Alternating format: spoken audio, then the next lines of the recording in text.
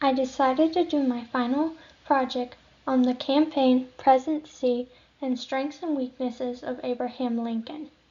Abraham Lincoln is famously known as the president during the Civil War. Coming into the presidential campaign of 1860, the nation was deeply divided. The hope was that the Democratic Party, which was the national party at the time, could come to an agreement on a candidate to prevent a civil war from taking place.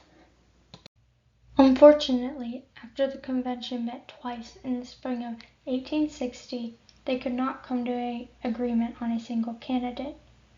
By the end of the first convention, 8 southern states had already left, and by the end of the second convention, we see the northern and southern states choosing different representatives. The northern state representative was Stephen Douglas. He was chosen because of his opinion and support of popular sovereignty. Popular sovereignty stated that every territory should decide for itself on whether it wanted or didn't want slavery. The southern state representative was John C. Breckinridge. He was chosen because of his views and support that he protected slavery and the right to secede. With the division of the Democratic Party, the remaining 2 parties suddenly had a chance to take the office. These 2 wing parties were the Constitutional Union Party and the Young Republican Party, which was less than 10 years old. The Constitutional Party was made up of all the states in the middle. They were trying to hold the country together. Their representative was John Bell. Well, the Republican Party opposed the spread of slavery. It was anti-slavery party of the West and the North. It was in direct opposition to the views held by the southern states, and their representative was Abraham Lincoln. The end result was Abraham Lincoln winning the election of 1860. He wins with all of the free state electoral votes, which totaled 180. But from the 10 southern state electoral votes, he does not win a single one. He also wins less than 40% of the popular vote.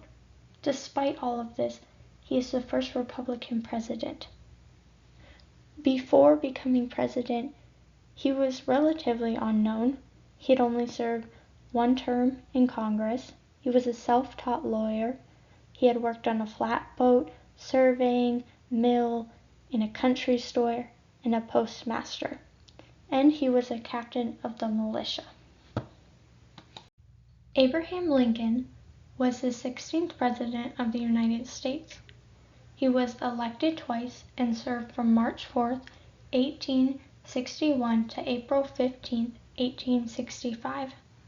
His second term was cut short since he was assassinated at the age of 56 during a play at the Ford Theater.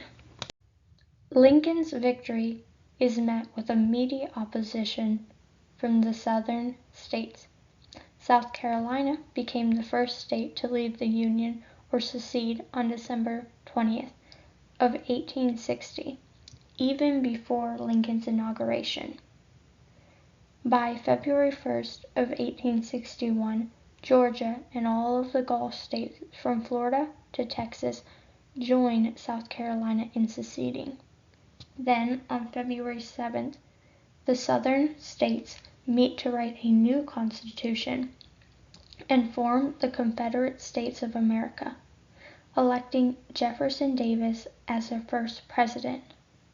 They immediately began to seize federal property in their border. Tensions ultimately come to a head when the South seized Fort Sumter in Charleston Harbor. Lincoln responds by sending an armed naval expedition. He does not want to start fighting, so he forces the South to make the first shot. Confederate Beauregard begins bombing Fort Sumter. This causes Robert Anderson to surrender by 2:30 p.m. in a short 26-hour fight. Only 2 men were killed during the surrender ceremony, but this caused the beginning of the Civil War. The Civil War was a 4-year war that tore our country apart over issues of independence, slavery, and economics. A central issue was the question of whether states had the right to voluntarily leave the Union. The Southern leaders strongly believed in their right to secede and viewed the Northern states as oppressive British. But the Northern leaders believed that the Constitution in Article 4 removed the right to secede. Economics and slavery were also key causes of the Civil War. The economics of the North was based on industry and factories. The North favored high tariffs as a means of protecting their industry from imports. The South, on the other hand, had an economy that was very agriculturally based, with crops such as cotton, sugar, rice, and tobacco. They relied on international trade and so opposed high tariffs, and the nature of their agriculture was very reliant on slavery. Because of this, the Southern states' view of slavery was very positive and a large part of their culture. The Northern states opposed the expansion of slavery, and many were abolitionists fighting against slavery. Advancements in technology had a crucial impact on the Civil War. The old smoothbore flintlock gun of the Revolutionary War was a disadvantage to the defender in war because of its short range and it was slow to load. This all changed when the rifle of the American backwoodsman became the weapon of the Civil War. It had a long range and was more accurate, which allowed reloading to happen quicker because of the breech and automatic load. This meant shooting could happen faster, and it gave the advantage to the defender. Now it became very important to transport and protect large amounts of ammunition because of the fast reload. New advancements in technology made the open battlefield a vulnerable place for soldiers. Defenders sat in battlements with their supplies, and attackers needed to take cover with instant fortification. Because of this, they resorted to trench warfare. Railroads and ports were the lifelines and targets during the Civil War. They were crucial for replenishing soldiers' supplies regularly. Railroads were slow and hard to build, but quick and easy to cut. The loss of a railroad or port for supplies eventually stopped the ability to shoot and advance. In the end, on April 9, 1865, the Civil War battles come to a close as Confederate General Robert Lee surrenders to General Grant at the Appomattox Courthouse in Virginia. The Confederacy is defeated and the states are readmitted to the United States. Slavery is abolished. When we reflect on Lincoln's presidency and the Civil War, you cannot deny that the greatest devastation was how long the war drug on and the incredible loss of over 700,000 men. Lincoln was also criticized for suspending the habeas corpus during the war. This gave him the right to imprison individuals without cause.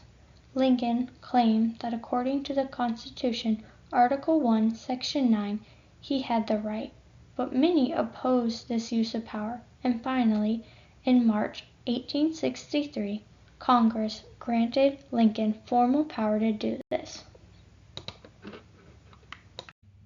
Lincoln made great strides for America. He issued the Proclamation in 1863 that declared all persons held as slaves in Confederate-held territory to be free, shifted war to fight for freedom and liberty, encouraged enslaved to join the Union forces, discouraged European countries from supporting the Confederation and took major steps towards abolishing slavery. Altogether, he held our country together in a very hard time. Abraham Lincoln will forever be remembered for his Gettysburg Address that he gave on November 19, 1863. It was a speech that linked the fight to the Declaration of Independence. He began by reminding the crowd that brought forth on this continent a new nation, received in liberty and dedication to the proposition that all men are created equally. He went on to talk about the dedication of the battlefield, and he expressed his hope that these dead shall not have died in vain, that his nation under God shall have a new birth of freedom, and that the government of the people, by the people, for the people, shall not perish from this earth. He was also contributed to the 13th Amendment, signed in February 1, 1865. It was not ratified till after his death in December of 1865.